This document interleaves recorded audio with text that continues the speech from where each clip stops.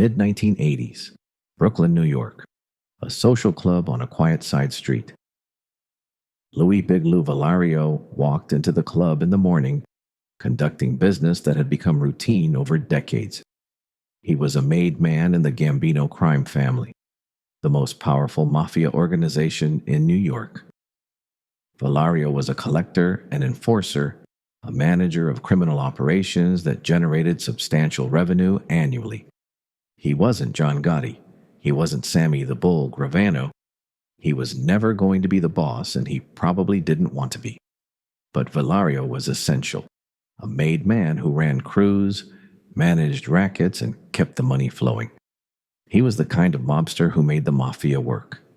Disciplined, loyal, deeply embedded in the criminal infrastructure that controlled labor unions, construction sites, gambling operations, and loan sharking networks across Brooklyn. This wasn't glamorous. It was work.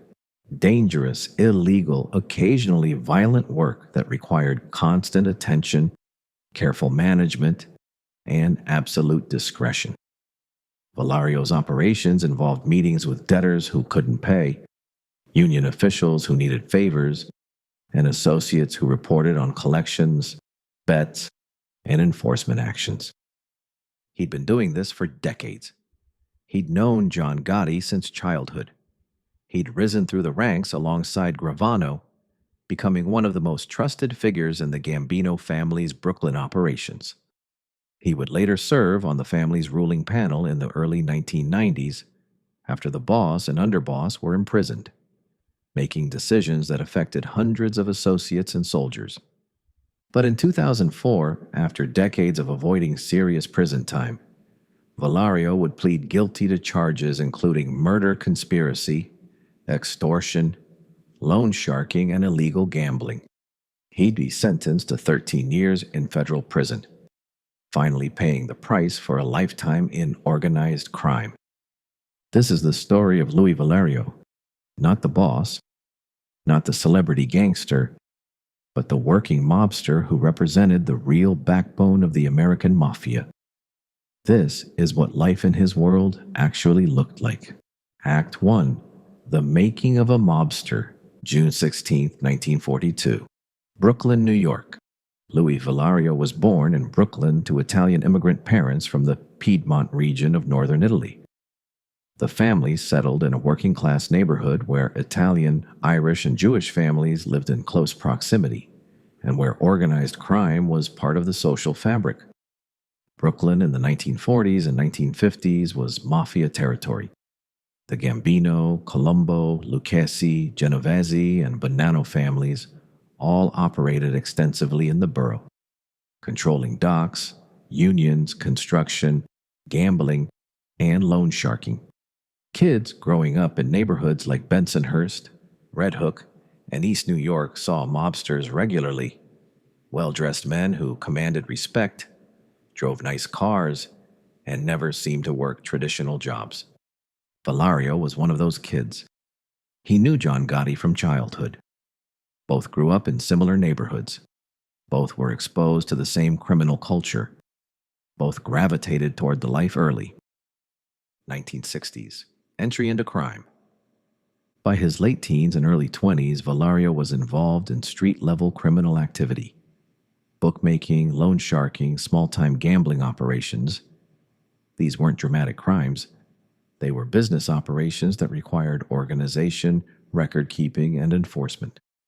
Loan sharking, for instance, involved lending money at interest rates far above legal limits, often 2 to 5% per week, which translated to annual rates of 100 to 250% or more. Borrowers were typically desperate. Gamblers who'd lost big, small business owners who couldn't get bank loans. People in financial crisis. They borrowed $1,000 and owed $1,020 the next week, $1,040 the week after, and so on. If they couldn't pay, the interest compounded. If they still couldn't pay, enforcement began. Threats, beatings, destruction of property. Vallario learned this business thoroughly. He understood how to evaluate risk, how to collect without attracting law enforcement attention, and how to use violence strategically rather than excessively.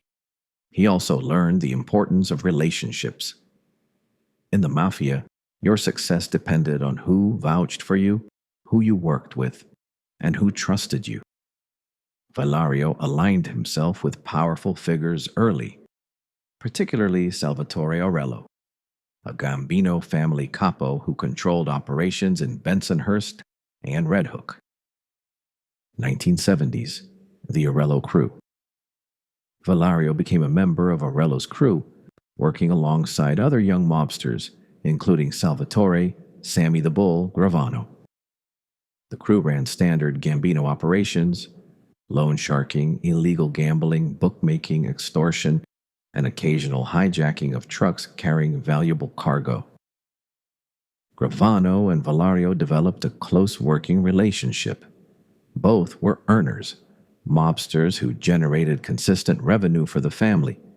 Both were reliable, disciplined, and willing to use violence when necessary. And both understood that advancement in the Mafia required patience, loyalty, and the ability to manage complex criminal operations without drawing excessive attention from law enforcement. By the late 1970s, Vallario was a trusted associate, on track to become a made man, a full member of the Gambino family with the status, protection, and earning opportunities that came with formal membership. Early to mid-1980s, becoming a made man. Vallario was formally inducted into the Gambino family in the early to mid-1980s. The ceremony, conducted according to Mafia tradition, involved an oath of loyalty, a ritual with blood and fire symbolizing commitment unto death, and the understanding that betrayal meant execution. Made membership brought privileges. Vallario could now participate in family decisions, attend important meetings, and command his own crew of associates. He reported to Gravano, who by this point was a capo, a captain controlling multiple crews and answerable directly to the family's leadership. But made membership also brought obligations. Vallario had to contribute a percentage of his earnings to his capo and to the family's administration. He had to be available when called. He had to enforce family rules, participate in violence when ordered, and maintain absolute silence about Mafia activities. And by 1985, everything was about to change. Act 2, the Gotti Era, December 16, 1985. Sparks Steakhouse, Manhattan. Paul Castellano, boss of the Gambino family, was murdered outside Sparks Steakhouse in a brazen hit, ordered by John Gotti. Gotti, who'd been a capo in the family, seized control that night, becoming the new boss with the support of Gravano and other powerful captains. For Vallario, Gotti's takeover was significant. He'd known Gotti since childhood. He was close to Gravano, who became Gotti's underboss, and he was positioned to benefit from the new administration's priorities. Gotti ran the Gambino family differently than Castellano. He was more visible, more aggressive, and more focused on traditional rackets like gambling, loan sharking, and labor racketeering. He held court at the Ravenite Social Club in Little Italy, surrounded by loyalists projecting power and confidence. Vallario wasn't part of the inner circle that surrounded Gotti daily, but he was a trusted operator, someone who ran Brooklyn operations efficiently, generated consistent revenue, and handled problems without needing constant supervision. Vallario's work in the late 1980s and early 1990s involved managing multiple criminal operations simultaneously. While specific daily routines aren't fully documented, his activities can be reconstructed based on the types of rackets he was known to operate. Loan sharking. Vallario oversaw loans to borrowers across Brooklyn. Associates collected weekly payments, tracked balances, and reported problems. If a borrower missed payments, Vallario decided the response: additional interest, threats, or violence. The goal was to extract maximum profit while avoiding situations that might attract law enforcement attention. Illegal gambling. Vallario ran bookmaking operations that took bets on sports, horse racing, and other events. The business required phone lines, often rotated frequently to avoid wiretaps, runners to collect bets and deliver payouts, and enforcers to ensure losing bettors paid. Successful bookmakers balanced the action on both sides of bets, ensuring they profited regardless of outcomes through the VIG, a commission charged on losing bets, extortion, and protection. Vallario collected regular payments from businesses, construction companies, bars, restaurants, union locals. The payments ensured protection from labor problems, vandalism, or competition.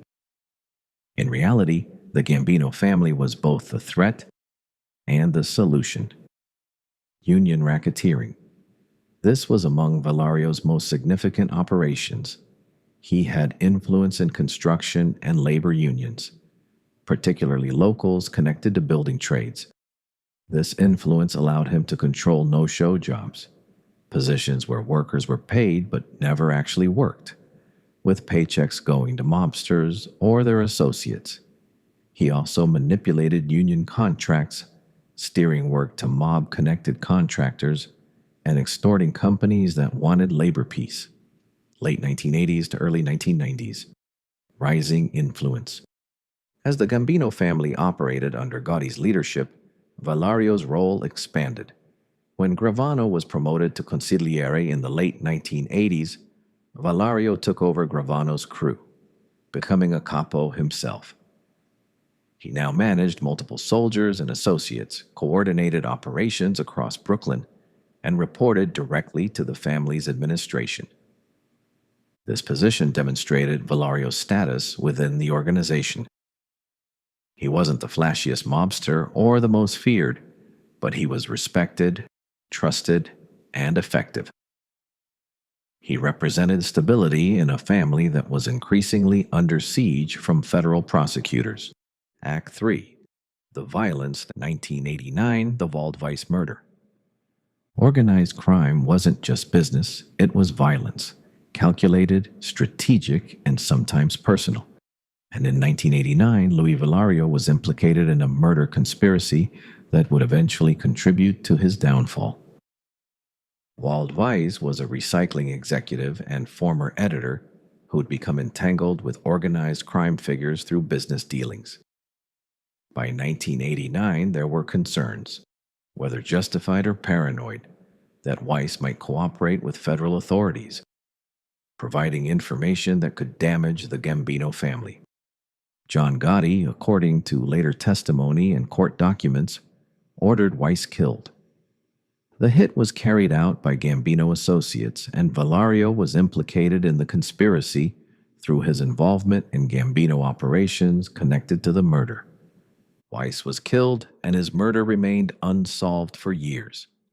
But federal investigators eventually connected the killing to the Gambino family, and when charges were filed in 2004, Vallario pleaded guilty to participating in the murder conspiracy. The murder illustrated a fundamental reality of Vallario's position in the family. Violence was part of the organizational structure. Made men and capos were connected to violent enforcement of family rules, whether through direct participation or through their roles in the criminal enterprise that authorized such actions. The organizational reality. The Mafia operated through a framework where loyalty to the family superseded all other obligations. Betrayal, cooperating with authorities, stealing from the family, disrespecting made men, was considered unforgivable and was punishable by death. Within this framework, violence against perceived threats was viewed as protecting the organization. Made men like Vallario operated within this system, understanding that maintaining position and authority sometimes required participation in or knowledge of violent acts. And by the early 1990s, the Gambino family's violent methods and organizational structure were about to be exposed through one of the most significant defections in Mafia history. Act 4. The Gravano Betrayal. 1991. Sammy the Bull flips. In November 1991, Salvatore Sammy the Bull Gravano, John Gotti's underboss, one of the most powerful figures in the Gambino family, agreed to cooperate with federal authorities. He testified against Gotti in exchange for a reduced sentence, admitting to participating in 19 murders and providing detailed testimony about the family's operations. Gravano's cooperation was catastrophic for the Gambino family. Dozens of members and associates were indicted based on his testimony. Gotti was convicted and sentenced to life in prison in 1992. The family's leadership was decimated, but reportedly Gravano refused to testify against Louis Vallario. Despite cooperating extensively, naming names, describing crimes, providing evidence that sent dozens of men to prison, Gravano reportedly protected Vallario. He wouldn't provide testimony that would directly implicate his former crew leader in prosecutable crimes. The reasons aren't fully documented, but it's believed that Gravano felt personal loyalty to Vallario. Vallario had been with Gravano since the Arello crew in the 1970s. They'd risen together, worked together, and maintained a relationship through decades of criminal activity. When Gravano became consigliere, he made Vallario his crew leader. Whether this protection stemmed from genuine loyalty, from Gravano's selective adherence to certain personal codes despite his broader cooperation, or from other considerations remains a matter of interpretation. What's documented is that Vallario avoided prosecution in the immediate aftermath of Gravano's cooperation, while many of his contemporaries went to prison in the early 1990s. The ruling panel. After Gotti and Gravano were imprisoned in the early 1990s, the Gambino family faced a leadership crisis. With the official boss and underboss both incarcerated, the family established a ruling panel, an interim leadership committee to make decisions and manage operations. Vallario was appointed to this panel, serving alongside other senior capos.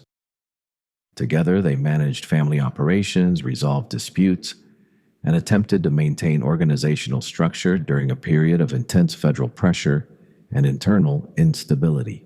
This position demonstrated Vallario's senior status within the organization. He was trusted to help lead the family during one of its most vulnerable periods, making strategic decisions that affected operations across New York. The ruling panel represented an attempt to maintain continuity, but it was ultimately a temporary measure in a family that was fragmenting under prosecutorial pressure. Act 5. The Legal Reckoning, 2001. Union Corruption Indictment. Vallario's avoidance of prosecution didn't last indefinitely. In 2001, he was indicted on charges related to corruption within CRU Local 32BJ, a large union representing building service workers in New York. The charges allege that Vallario and other Gambino associates had used their influence within the union to benefit the family and its associates, engaging in corruption that undermined the union's legitimate functions. Vallario pleaded guilty to the charges. He avoided trial, accepted responsibility, and received a sentence. Though the specific details of that sentence are less extensively documented than his later, more serious conviction. 2004. The major indictment. In 2004, federal prosecutors brought a comprehensive RICO indictment against Louis Vallario, charging him with racketeering conspiracy, murder conspiracy, the Waldweiss killing, extortion, loan sharking, and illegal gambling. The indictment detailed decades of criminal activity, drawing on wiretaps, surveillance, financial records, and testimony from cooperating witnesses. It described Vallario's role in the Gambino family, his position on the ruling panel after Gotti's imprisonment, his management of multiple criminal operations, and his implication in violent enforcement. Vallario faced a potential life sentence. The murder conspiracy charge alone carried enormous weight, and combined with the racketeering charges, he risked dying in prison. In December 2004, Vallario pleaded guilty to the charges. He admitted his role in the Waldweiss murder conspiracy. He acknowledged running loan sharking and gambling operations. He accepted responsibility for extortion and labor racketeering. In exchange for the guilty plea, Vallario received a 13-year federal prison sentence. It was substantial, but far less than the life sentence he could have received if convicted at trial. At 62 years old, Louis Vallario was sentenced to 13 years in federal prison. He'd spent his entire adult life in organized crime, over 40 years as an active member of the Gambino family. He'd earned substantial income, wielded power, and commanded respect. Now he faced over a decade behind bars, likely to be released in his mid-70s, with his criminal career definitively over. The sentencing represented the end of an era, not just for Vallario personally, but for the type of mobster he represented. The working capo, the reliable earner, the disciplined operator who avoided the spotlight but kept the money flowing. Federal RICO prosecutions, cooperating witnesses, and sophisticated surveillance had made that role increasingly untenable. Act 6. Understanding the life. What was Vallario's world like? To understand Louis Vallario's story, you have to understand what his life in organized crime likely involved. Not just the dramatic moments of violence or arrest, but the ongoing work of managing criminal operations. While specific daily routines aren't fully documented, Vallario's activities can be reconstructed based on the types of operations he ran and the role he played in the Gambino family. Morning business management. Vallario's work typically involved meetings with associates who reported on collections and operations. Associates would provide updates on loan sharking payments, gambling operations, and extortion collections. Vallario would make decisions about allocating resources, addressing problems, and distributing portions of revenue to the family's administration. He'd also receive intelligence: who was behind on payments, which businesses were causing problems, what law enforcement activity had been observed. This information allowed him to make strategic decisions about enforcement, operational adjustments, and security measures. Ongoing. Union and labor operations. Much of Vallario's criminal activity involved labor racketeering. He maintained influence in labor unions, particularly those connected to construction and building services. This influence generated revenue through various means consistent with typical Gambino operations in this sector. Vallario would interact with union officials and contractors, managing relationships that allowed the family to profit from labor-related corruption while attempting to avoid detection by authorities. Problem-solving and enforcement. Criminal operations constantly generated problems that required resolution. Borrowers couldn't pay. Business owners resisted extortion. Gambling operations faced law enforcement attention. Vallario's role included solving these problems through a combination of negotiation, intimidation, and occasionally violence. The skill required lay in calibrating responses appropriately. Enough pressure to ensure compliance, but not so much that it triggered law enforcement investigations or created unnecessary risks. Strategic meetings. Vallario maintained relationships with other mobsters, capos from other crews, members of the family's administration, associates seeking guidance. These interactions served multiple purposes: coordinating operations, resolving disputes, maintaining alliances, and reinforcing organizational structure. Social clubs and other gathering places served as informal headquarters where business was discussed relationships maintained, and organizational cohesion reinforced. The constant vigilance throughout all operations was the need for security awareness. Vallario had to assume phones might be tapped, that conversations could be recorded, that associates might be cooperating with authorities, and that law enforcement was conducting surveillance. He avoided creating obvious evidence, spoke carefully, and constantly varied patterns to complicate law enforcement efforts.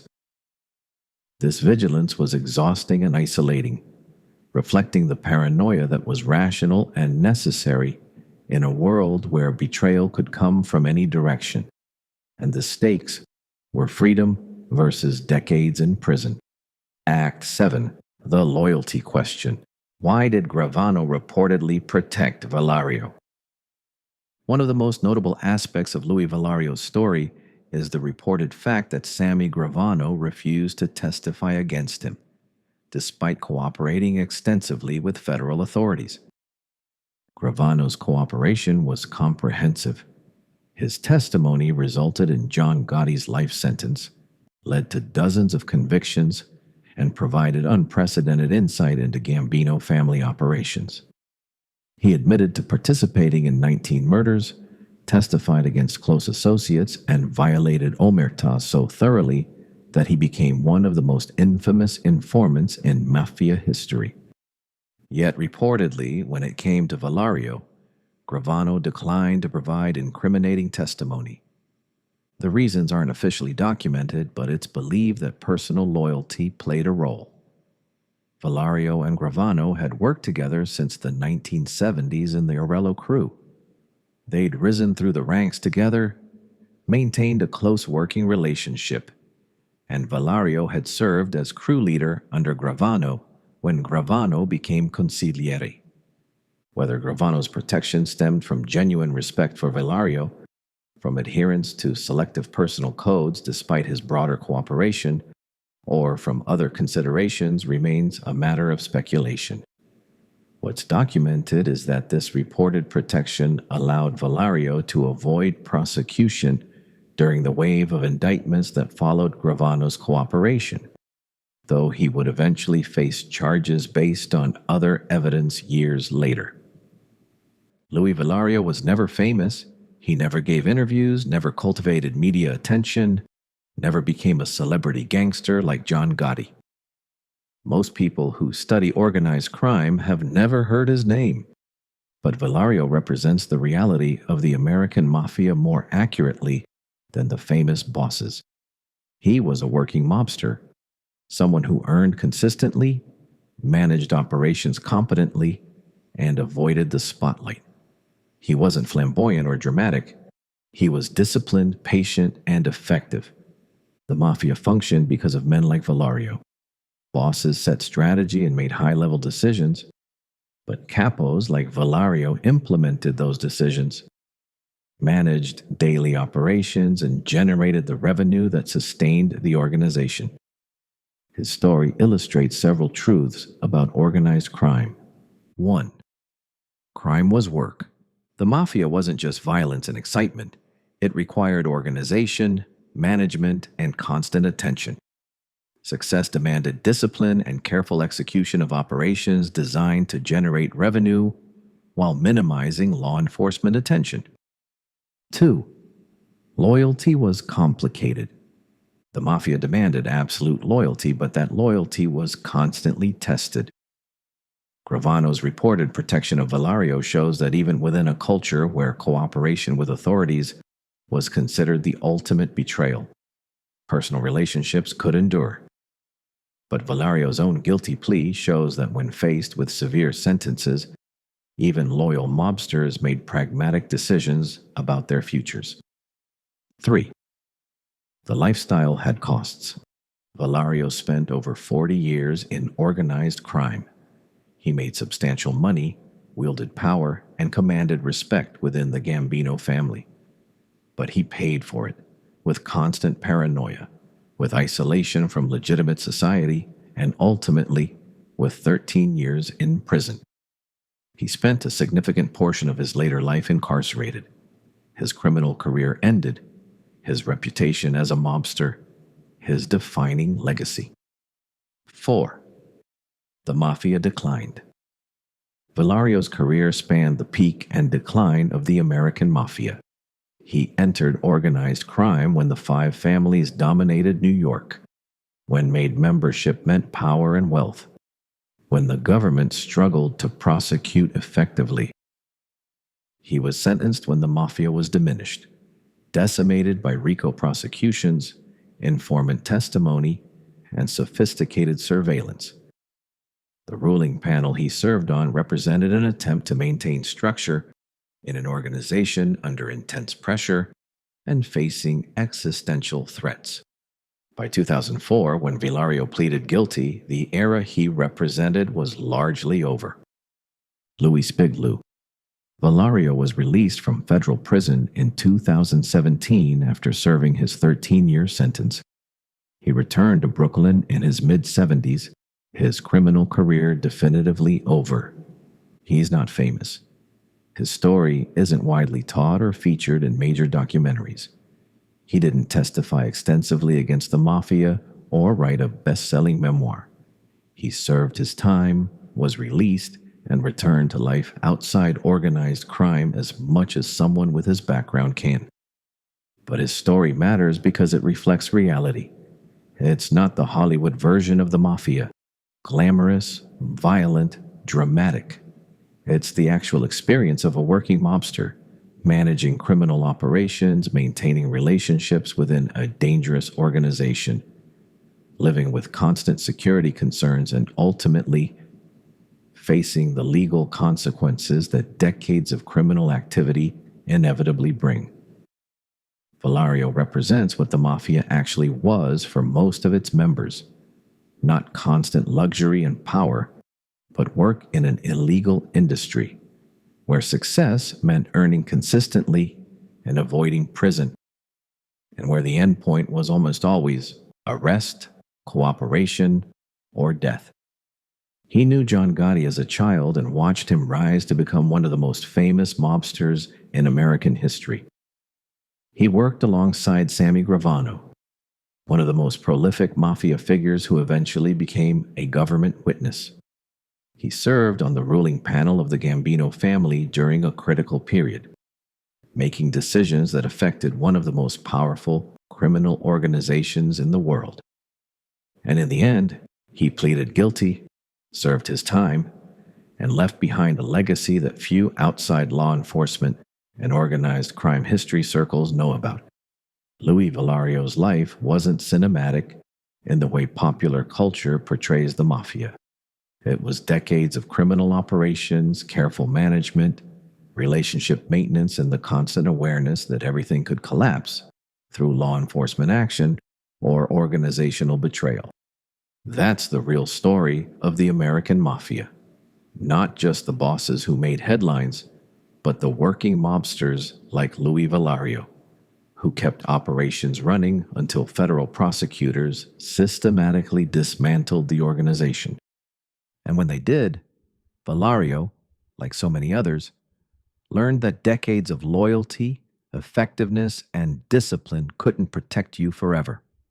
Eventually, the legal system caught up, and the life you'd built in organized crime came to an end. Louis Vallario's legacy isn't fame or infamy.